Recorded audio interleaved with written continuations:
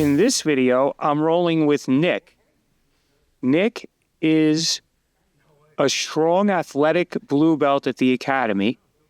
He was a fireman. Oh no, he was a police officer who switched over to being a firefighter. He just turned 31 yesterday, and I think we probably have a similar weight, though he's a bit shorter maybe, and more muscular. He has an athletic background. I believe he played football. I'm not sure to what level, but I can vouch that he's a strong guy. We have a great rapport, and he's very respectful. But as in the case with a lot of younger belts that are, young and strong, even if they try to say, oh, well, I don't use a lot of strength, they don't use a lot of strength when they're not in trouble. But if you're getting near a submission or near a guard pass or to solidify a position, they're going to use whatever they have. And we have to learn how to deal with this. So here I had a takedown, and I said to start over in the middle, and then he started from standing. I'm not sure why. I had the tripod sweep. But that's okay. A lot of people think I don't have any stand-up. I never stand up. Well, that's obviously not true. I've been training for 16 years. I just prefer not to do it often. See here, I'm winning the grip fighting and staying very loose. You could see it by my arm, the attitude in my arms. Whereas he feels like he's using a lot of effort, a lot of strength. So I'm alternating. I'm trying to get the snap down on him. See, I'm switching from snap down to hand and wrist control. I try to keep like a Nate Diaz style pace on him. Like I'm not giving him everything I have. I'm not looking for the knockout, so to speak. But I'm looking to get him tired. And winning the wrist fighting makes them tired. So here, I pulled guard, and I went right to the butterfly sweep. And I had to hit it quick and hard because that's what I'm feeling from him. And I can't go super easy if someone is using, outclassing me with strength and athleticism. So here I told him reset, but in the same position. I reminded him friendly. So here I have my knee across his waistline. This is what I like better than knee on belly. Well, to me, this is knee on belly, but I'm not pressing it. I'm using it as a trap, as a containment. And then as I fight, I just slide it over and I get to mount if I want. It depends what he's doing. See, I very casually took mount there.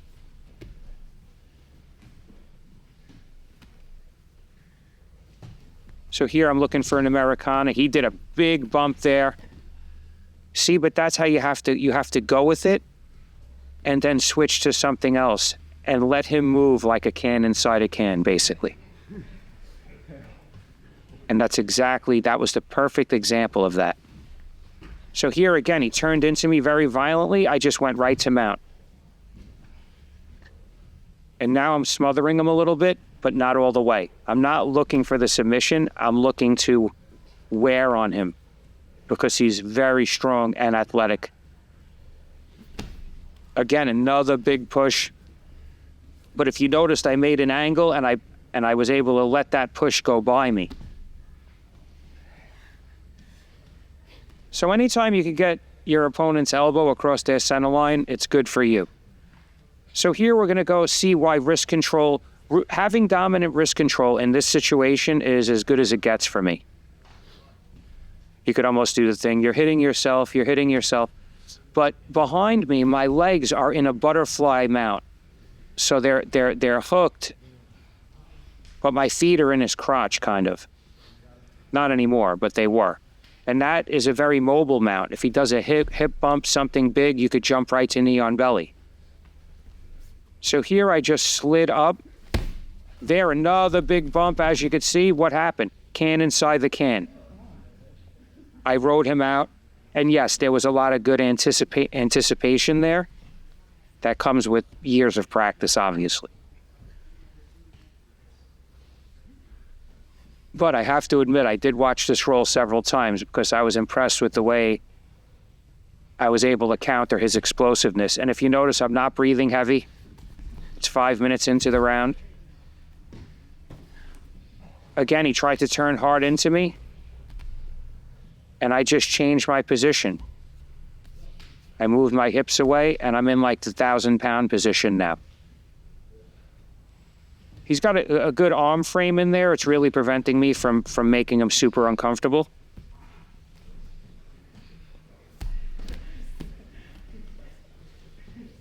Here I'm going to, this is like where I like to be when I pin somebody, so that way I know their legs can't come back. Unless they're an inverter, then you got a problem. But most people aren't that flexible. So you see how his left arm is starting to get trapped? Watch. I put my elbow, see my arm around his head? Now his left arm is trapped to his chest. And that could be a howdy choke. If I was to turn, I'd have to leave a little room and get his elbow to slide down a little bit by a few inches, and that would be a finish. But instead, he's defending and he's got his fist on the mat. So I thought to myself, okay, I'm just gonna lay here.